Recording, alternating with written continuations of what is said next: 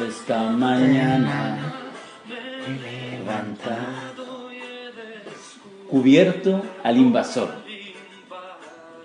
¿Cómo estáis, Macari?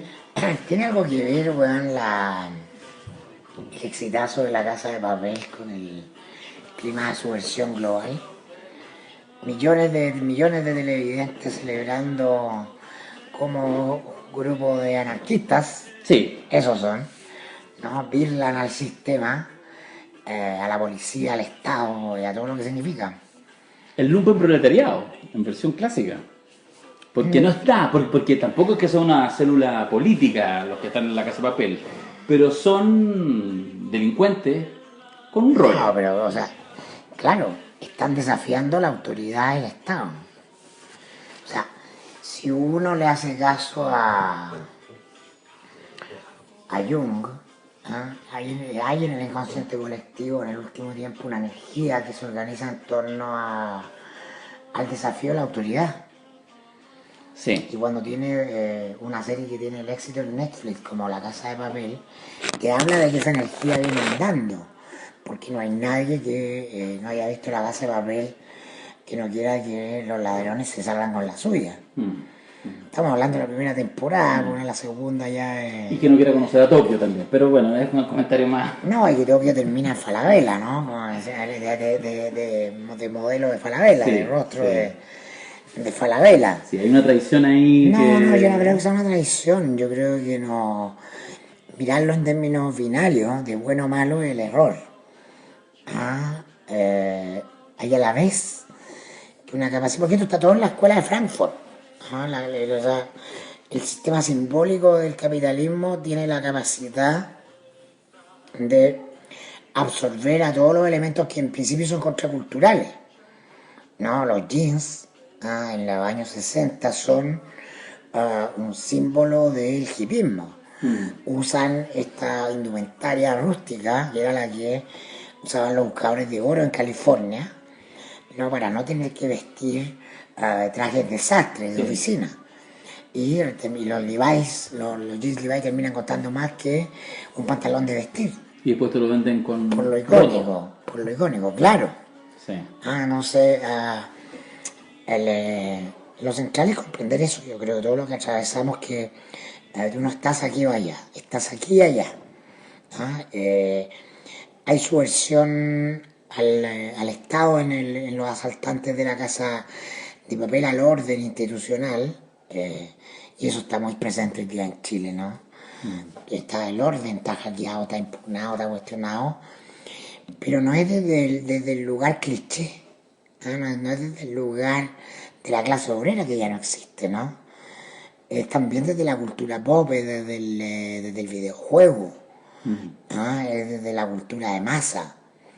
Y en ese sentido hay que entender como una integración finalmente de todos los factores, ¿no? Porque el sistema incuba su propia destrucción, no hay ningún sistema que venga a reemplazarlo de arriba para abajo. Murió la revolución, ¿no? Murió la idea de vamos a sacar este sistema y de arriba para abajo vamos a poner otro sistema. No, el sistema deja de hacer sentido y engendra su propia autotransformación, y en ese sentido es mucho más orgánico, si tú quieres, es menos ideológico.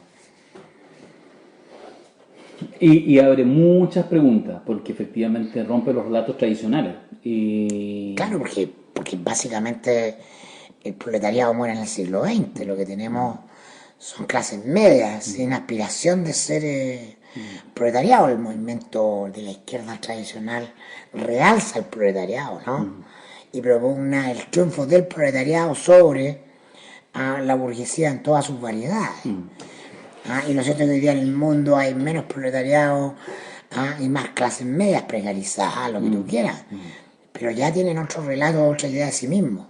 Hay otro imaginario. Pero ¿cachai? Que es heavy porque más dificulta todo el análisis porque suponiendo que estamos en presencia de un cambio epocal, uno cuando mira la historia, los grandes cambios epocales, estoy pensando en lo que uno puede conocer, generalmente se cuentan como momentos ya definitivos, donde las transiciones pasan como piola. O sea, digo, cuando uno aprende así que pasa de la sociedad esclavista a la sociedad feudal, la sociedad capitalista, etcétera, pareciera como que de repente pestañaste y pasó. Y nosotros estamos en ese pestañazo, digamos. Es lo que hablábamos un rato atrás antes de prender el micrófono con el tema de la democracia directa. Tú decís, vamos para allá, vamos a la democracia directa. Y yo me pregunto, Claro, ¿cómo? Google no es un buscador. Google es una forma de organizarnos, de pensar, de vivir. Desde el seno del capitalismo, desde Silicon Valley. Y eso es lo que tú puedes observar. Si, la crisis que estamos viviendo en Chile es también una crisis de las herramientas tradicionales para darle sentido a lo que estamos experimentando. En eso radica su problemática, ¿no? Las cajas de herramientas de nuestras generaciones no alcanzan a moldear o a contener la radicalidad de todos los fenómenos que se están produciendo a la vez, ¿no? Porque lo que queremos básicamente como premisa discutir en este podcast especial de El Padrino sin Alberto, ¿no? Es la crisis de sentido, de comprensión de algo que parece que fuera, en el caso chileno, una crisis por el exceso de desigualdad. Que yo me niego a pensar que tiene que ver exclusivamente con eso. Es absurdo negar que fuera eso, pero si uno viera todos los canales de televisión, los diarios, hay dos grandes temas, la desigualdad y la violencia, ¿no? Entonces, eso me hace sentir que estamos mirando la punta del iceberg nomás. ¿No? La violencia es un síntoma. Sí. ¿No? Y la desigualdad es algo evidente que ha existido en Chile desde que Chile es Chile, desde la colonia. Desde que el mundo es mundo. Desde antes de la independencia, pero en el caso chileno, no, es una cuestión consustancial a la organización del país. Entonces, atrevámonos a explorar un poquito más allá, y yo creo que la semana que pasó, posterior a nuestro taller en el Estado italiano, irrumpen estas chicas de las tesis, ¿no? Entonces aparece esta locura de, bueno, que tiene que ver el mejorar la pensión básica solidaria o pasar a un sistema mixto que mezcle capitalización individual con reparto y subir el salario mínimo con la violencia patriarcal contra las mujeres. ¿Qué tiene que ver? ¿Tiene algo que ver? ¿Qué tiene que ver? Esa es la pregunta relevante. ¿Cómo se entroncan? Y fíjate que si tú analizas, porque a mí me llamó la atención desde una óptica conservadora, en el sentido justamente de qué tenían que hacer la demanda del fin de la AFP en la marcha del 8M. La marcha de las 500.000 mujeres a la media, que fue un hito, que fue muy importante, que ya te hablaba de un caldero en ebullición, sí. Pero el sistema te lo pone feminista, es decir, las mujeres alegan porque sufren violencia de los hombres.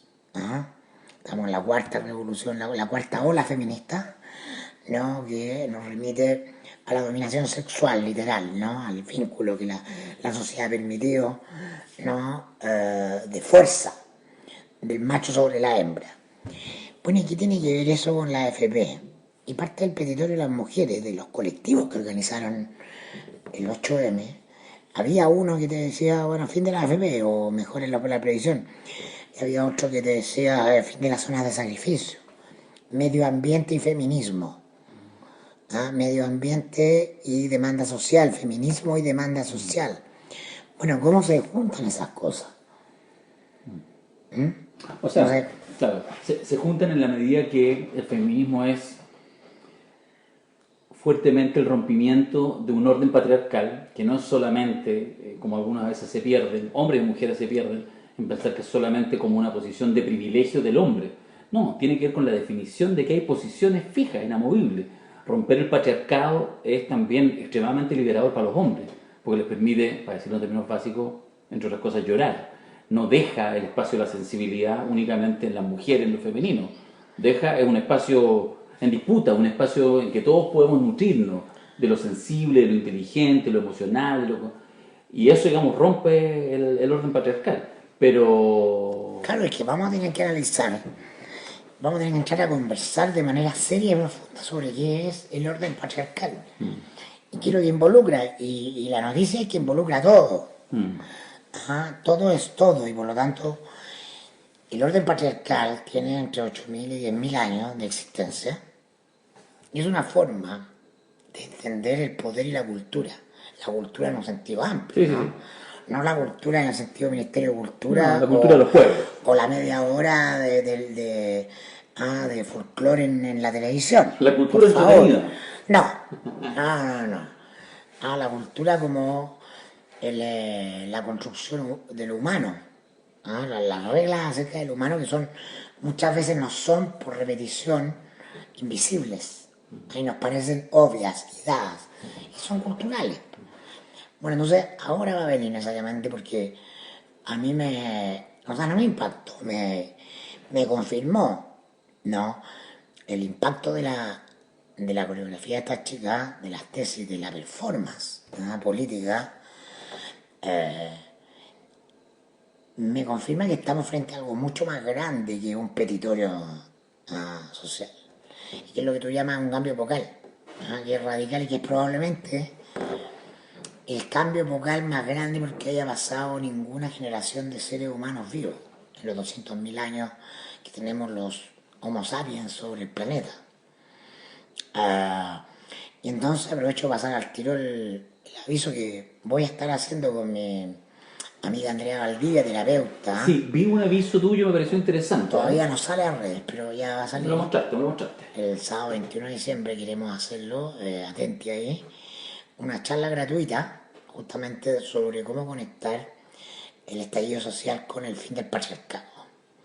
No para echar a picar al fondo del patriarcado, que es la manera en la que se reorganiza el mundo después de siglos de haber vivido la cultura matrística, ¿no?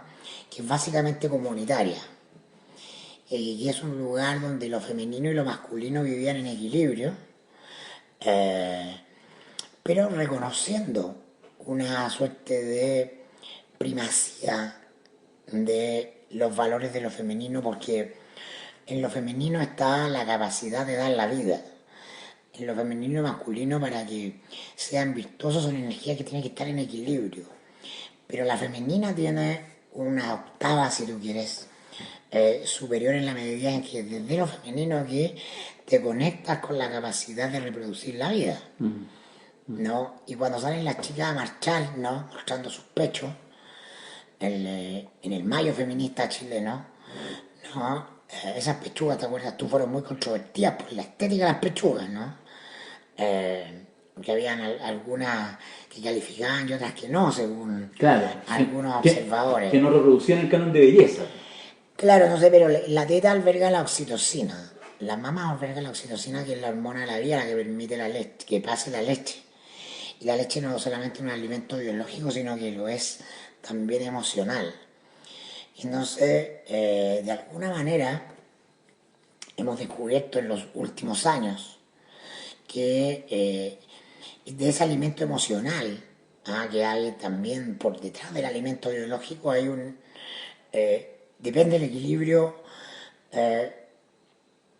psíquico de los individuos, su estabilidad, su capacidad de amar, de empatizar con otros seres humanos, de conectar con otros seres humanos, y al menor nivel de apego, a menos tiempo de amamantamiento, mientras más tiempo transcurre entre el parto y el momento en que ese niño es puesto en el pecho de la madre para sentir el calor de su madre, hay mayor sensación de vacío. Pueden pasar segundos o minutos que son decisivos e irrecuperables para que un ser humano conecte con el amor.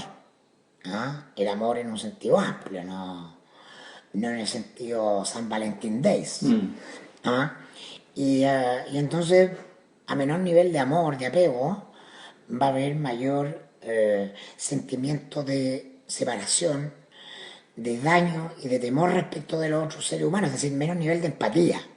Hay mucha más probabilidad que un sujeto, independiente de su posición social, sea un delincuente de cuello corbata, o un saqueador, o un autor de portonazo, porque tiene menos empatía con el otro. Entonces, cuando hablamos del fin del patriarcado fin de organización de la sociedad a partir de reglas de dominación de unos sobre otros, reglas externas, porque en el matriarcado lo que prima es la emoción, la conexión emocional. Cuando un sujeto está estabilizado y equilibrado, no necesita reglas externas. No necesitamos que la escuela nos normativice. No necesitamos que el Estado nos normativice. No necesitamos que la familia nos normativice. No necesitamos que el trabajo nos normativice. Conectamos auténticamente con lo que somos, y eso es lo que nos conduce a un tipo de sociedad no violenta radicalmente diferente a la que tenemos. Entonces ahí está la clave, para mi juicio, de un momento donde están impugnadas todas las formas de autoridad. Hemos visto en los últimos 10 años cómo se desploman todas las formas de autoridad externa al individuo, todas las construcciones normativas que tiene la Iglesia Católica en Occidente y en Chile, por lo pronto es la gran constructora de normatividad en muchos ámbitos, particularmente en la moral sexual. ¿No? Ahí está su peso, su carga histórica, relegando a la mujer a un segundo lugar.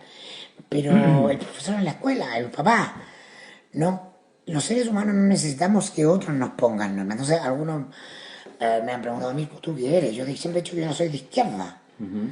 No, porque yo soy anarquista, al ecoanarquista, en el sentido de que hay un orden natural, ¿no?, con el que tú te conectas, en la medida en que tú te conectas con ese orden, no necesitas que te normativicen porque eres naturalmente empático y conectado con todo lo que hay. Vas a buscar equilibrio en tus relaciones a todo nivel. No vas a ser abusador en la casa, no vas a abusar del otro en el trabajo, no vas a pedir más de lo que recibes. Eso es un sano equilibrio. Y por eso que buena parte de la crisis de lo social tiene que ver, en los últimos tiempos, los últimos 20 años, también con la explosión de la psicoterapia, ¿no?, que es una cuestión que se expande, sobre todo en Occidente, ¿no? Es decir, vemos desequilibrio en la sociedad, pero a la vez nosotros como individuos nos sentimos profundamente desequilibrados. Y el desarrollo de esa búsqueda del equilibrio interior, ¿no?, es respuesta al desequilibrio que vemos afuera también. Entonces es más complejo que simplemente la plata de la AFP. Yo tengo una diferencia que no lo voy a profundizar porque no me parece relevante, una diferencia con Mirko respecto como a la concepción de lo que entendemos, digamos, de este fin del patriarcado o el surgimiento del feminismo. Básicamente mi diferencia, solo para poner el titular, tú tienes una mirada más como sistémica. Y tú lo decías, como muy de una vuelta al origen, a la naturaleza. Yo tengo una diferencia ahí conceptual, teórica, con la idea de que el patriarcado, porque el patriarcado tiene 8.000, 10.000 años. Ya. Antes de eso vivíamos, coincide la construcción del patriarcado con la creación de la agricultura. Sí. La agricultura no es natural. Sí. No, pero está bien. No, pero lo que quiero destacar es lo siguiente, es que más allá de efectivamente de si al patriarcado uno le pone el matriarcado como una opción alternativa, yo tengo mi diferencia, tengo mi duda. Yo siento que en el fin del patriarcado muere cualquier orden natural que devenga del género, ¿ya? Pero más allá de eso, bien. Lo que me parece muy interesante, y quería como destacarlo porque a mí me parece que es importante, alguien dirá, no me cabe ninguna duda, alguien que nos está escuchando, qué sé yo, de los nerds, como digo yo, que se ponen a escuchar estos podcasts, que te siguen en Comando Jungla, en fin, en distintas iniciativas, porque hay que ser nerd, por definirlo. Entonces la dirá, pero 2 hombres hablando de esto, ¿y sabes qué? Voy a ser radical. Sí, bueno, está muy bien. Primero porque al hacer un podcast uno no niega la palabra a nadie, o sea, cualquiera agarra su celular, lo prende y hace un podcast. Pero ¿sabes qué? Porque también es muy importante. Digital. Sí, claro. Y porque a diferencia de una cosa distinta cuando hay medios, espacios específicos en la televisión y lo ocupan hombres y se inaugura una feria del libro y está ocupado por hombres, pero el hecho de que haya espacio, por ejemplo, casualmente, en que estén, o casualmente no, pero que haya 2, 3, 4 hombres hablando de estos temas, es súper importante también, porque más parte de la lógica, uno no se va a ir a meter a la performance de las tesis, porque evidentemente esa performance es de mujeres y los hombres nos ponemos a un lado y lo aplaudimos o apoyamos o llevamos la pintura a las compañeras, etcétera, etcétera. Pero el hecho de hablar de estos temas, el hecho de que efectivamente los hombres empiecen a, incluso lo complejo, a separarse del macho, porque en el fondo esa es la crítica no a los hombres, es al macho, entendido como esta construcción cultural de un hombre que tiene ciertas condiciones excepcionales que lo hacen pararse en una posición dominante en el mundo. Dominación que, como insisto, siempre se vuelve en contra porque te impide... Pero yo voy a ser más provocador y más radical aún, y me gustaría proponer que justamente cuando se trata, porque estoy completamente de acuerdo contigo, o sea, reducir el fin del patriarcado o el movimiento feminista al abuso del hombre contra la mujer o a la necesidad de igualar los derechos de las mujeres con los hombres, es no comprender la radicalidad de que el patriarcado afecta por igual, no más, a hombres y mujeres. Porque los pone en posiciones. Porque en una relación tóxica, es cierto, la mujer, voy a poner el ejemplo más clásico, la mujer violada es víctima y el violador respecto de la organización sistémica es solo un agresor, es solo un delincuente. O también es víctima de algo respecto de sí mismo. Y yo defendí muchas veces con Fernando Pausa en Radio La Clave.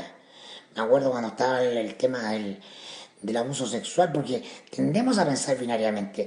No es Fernando Karadima una víctima del sistema de normas en el cual fue educado, claro, desde la familia en la que fue educada, en la sociedad en la que fue educada, que lo obligó a reprimir su sexualidad, claro, probablemente homosexual. claro.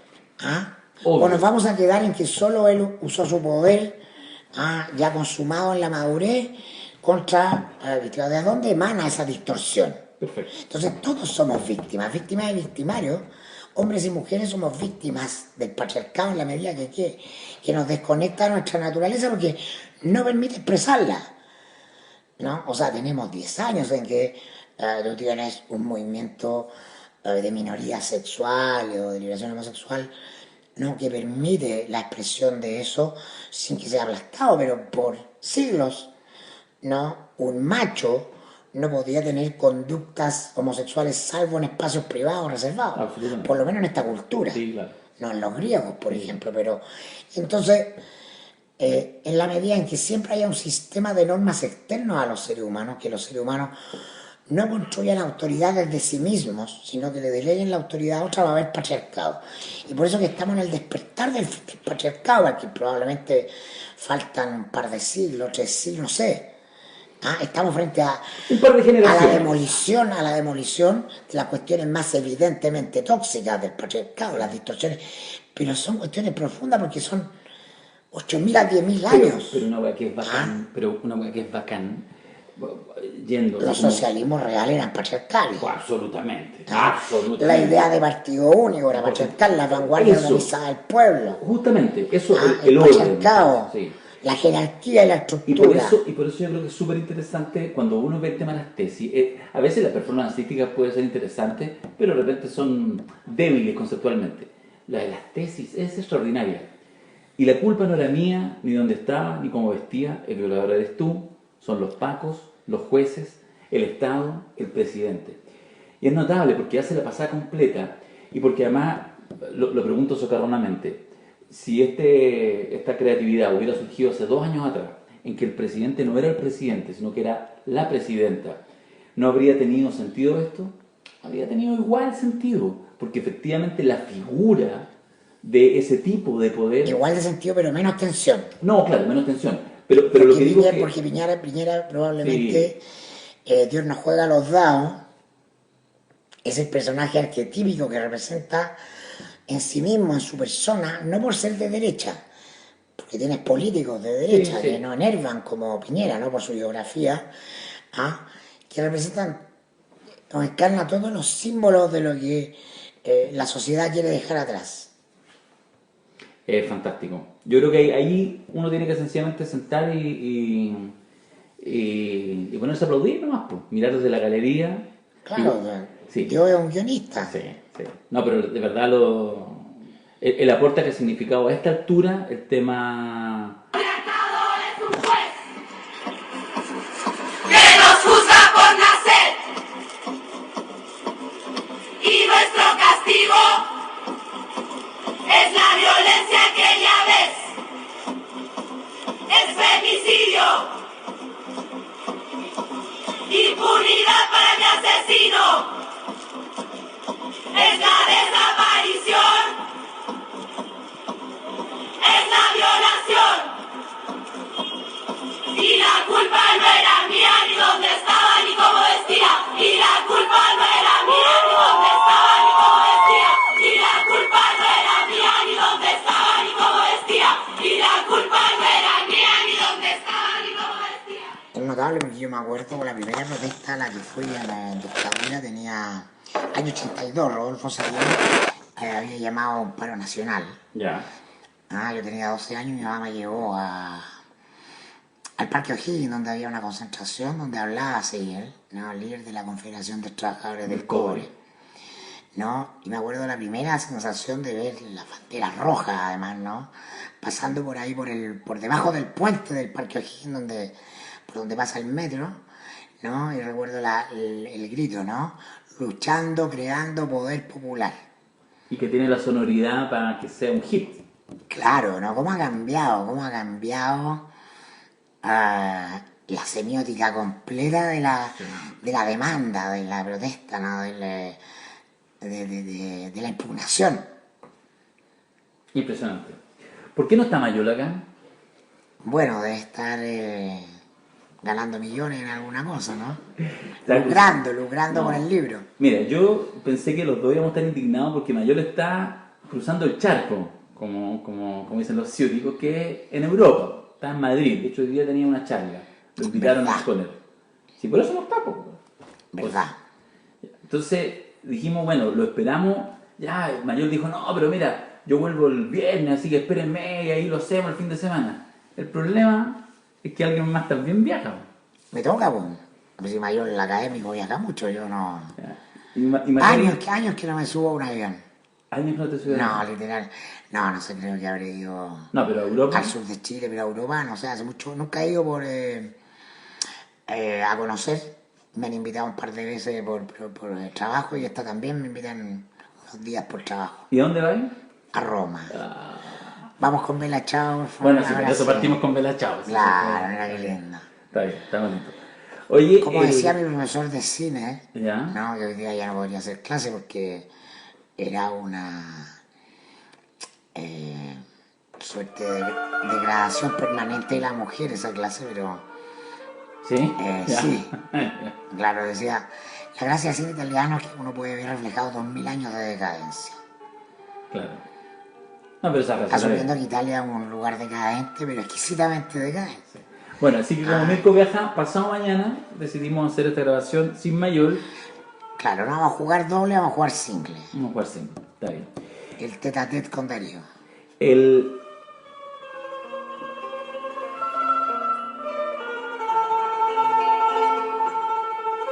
Ya, esta música es solo para decir que pasemos el aviso, porque después se nos olvida. Y algunos me alegan. Mandolina se llama ese instrumento. Exacto, y la canción es Apolonia, que está en la banda Yo les sonora. recomiendo una película que se llama La bandolina del Capitán Corelli. Sí, de hace unos 15 años atrás. Sí. Sí, una buena Una película. película romántica, bonita. Sí, deja ver. Tú la debes ver antes de viajar. Mañana te la recomiendo. Yo voy a pegarme una maratón de cine italiano, ¿no? Sí, maravilloso. Ya, está bien. Viajáis el jueves, ¿no? El jueves, Ya, una semanita de estar fuera, bueno, un poquito menos. más o menos. Ya, qué rico. Oye, no, lo que digo, que siempre se nos olvida. Hay seminario, vamos a hacer el seminario de la versión larga del Padrino. Ya, lo dejamos informado ahora completamente. Va a ser el 16, 17 y 18 de enero en el Estadio Italiano, con Alberto Mayol, con Mirko Macari.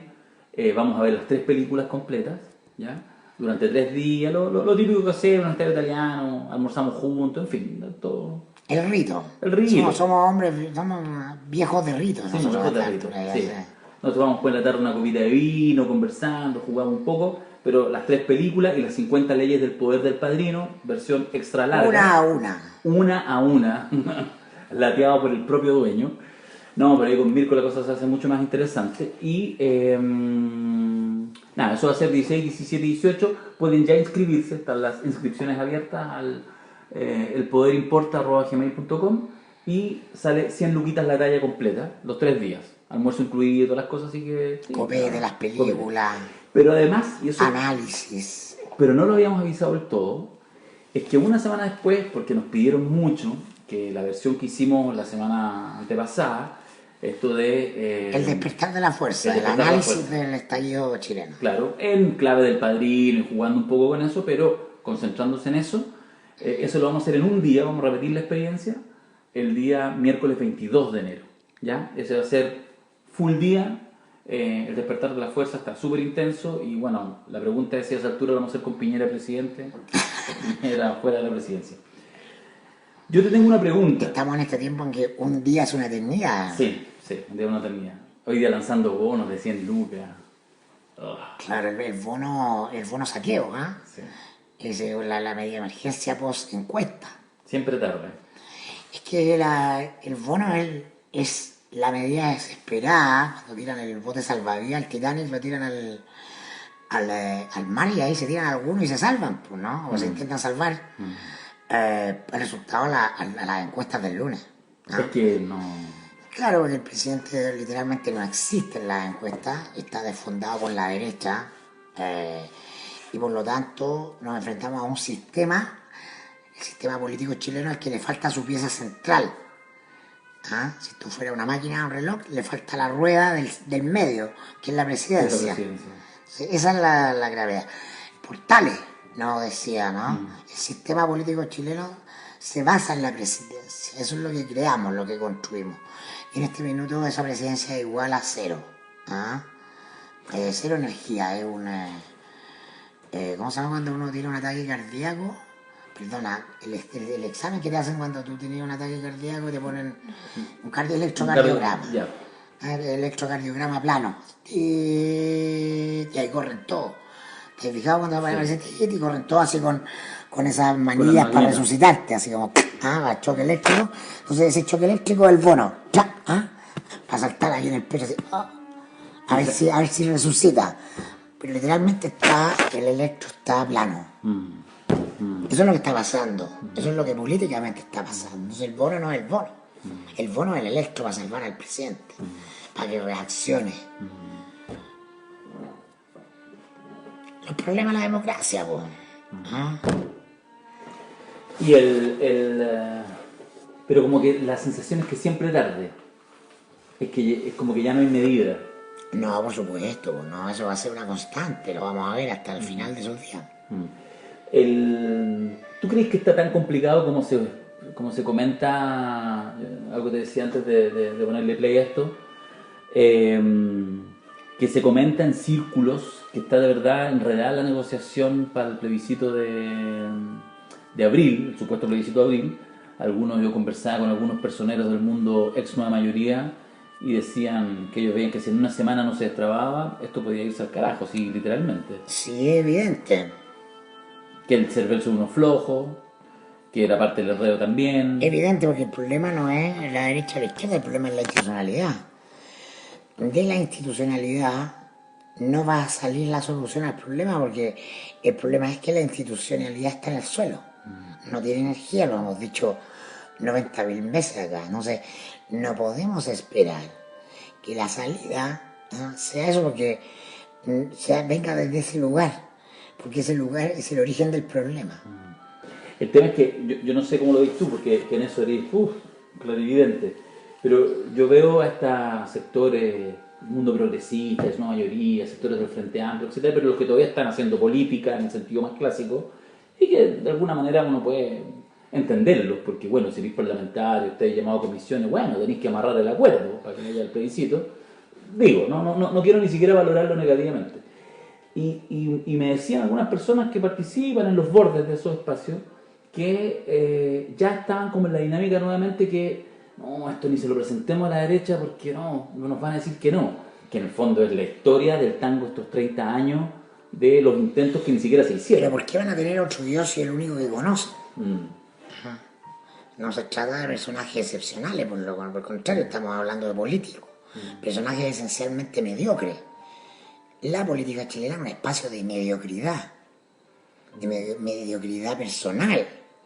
No hablo intelectual, porque más de algunos habla de corrido y pueden tener algún libro publicado, etcétera. Te hablo de tamaño interior de liderazgo. Eso no hay en la política. No, ese espacio ya no está en los partidos, ¿no? Y nosotros vivimos en democracia, vivimos en una partidocracia, ¿no? En la telepolítica. Y eso está vaciado. Entonces lo que estamos viendo es como cuando tú hacías ese experimento en ciencias naturales en tercero medio, que agarrabas una lagartija y le cortabas la cola a la lagartija y la cola seguía saltando. Pero ya no está conectada a la lagartija, ¿no? Tiene un impulso eléctrico.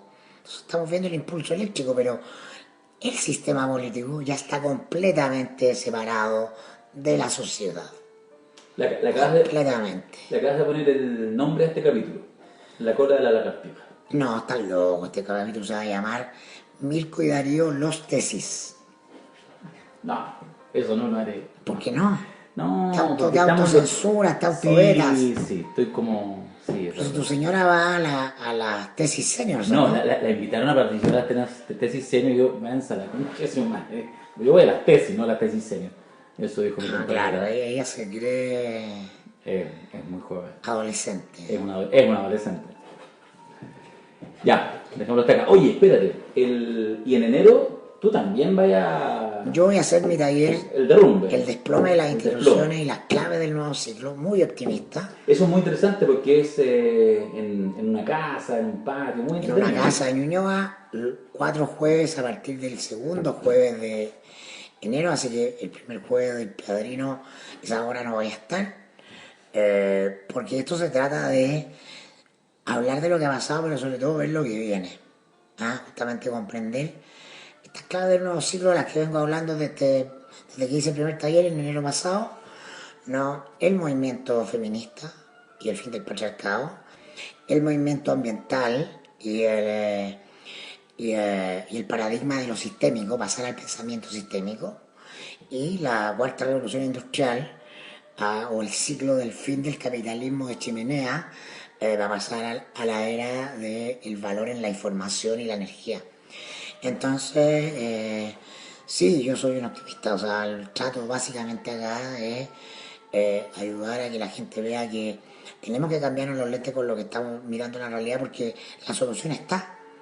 Lo nuevo ya está ocurriendo, no lo queremos ver, no le llamamos política, pero es la política que viene. Las voces que vienen, los nuevos líderes vienen de esos mundos, no vienen de los partidos, no vienen del Frente Amplio, no vienen de la DC, no vienen de la UDI, no. Ese es el mundo que muere. Delete. Chao, se acabó.